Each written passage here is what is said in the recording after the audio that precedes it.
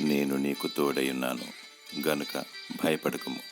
ఆదికాండము 26వ అధ్యాయము 24వ వచనము. భయము చేత మానవుడు ప్రతిరోజు చనిపోతూ ఉన్నాడు. నేటి కాలంలో భయంకర పరిస్థితులు కలవు. మనిషి చంపుకునే దినాలు, నిర్దాక్షిణంగా ఆస్తులను కొల్లగొట్టే దినాలు, ఆర్థికమైన విషయంలో మోసగించి దొంగిలించే దినాలు, స్వార్థంతో ఎదుటి వ్యక్తిని కించపరిచి విమర్శించి నిరాకరించి తృణీకరించే దినాలు. సృష్టి ద్వారా విపత్తు సంభవిస్తుంది. సాటి మానవుని ద్వారా హాని కలుగుతుంది. కారణం, మానవుడు దేవునితో సహవాసం చేయడం లేదు, దేవునికి లోబడడం లేదు. మానవుడు లోకాన్ని స్నేహించి భయభీతితో ప్రతిరోజు కృంగిపోతూ చనిపోతూ ఉన్నాడు. దేవుని స్తుతిస్తే ధైర్యం లభిస్తుంది, ప్రార్థిస్తే విజయం లభిస్తుంది, వాక్యం పఠిస్తే విశ్వాసం లభిస్తుంది. ఈ 3 పనులు నీవు చేయాలి. దేవుడు నీకు తోడై ఉంటాడు. భయపడకుము.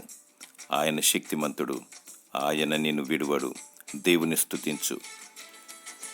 దేవుడు నిన్ను కరుణించి తన వాగ్దానాన్ని నెరవేర్చి నిన్ను దీవించునుగాక.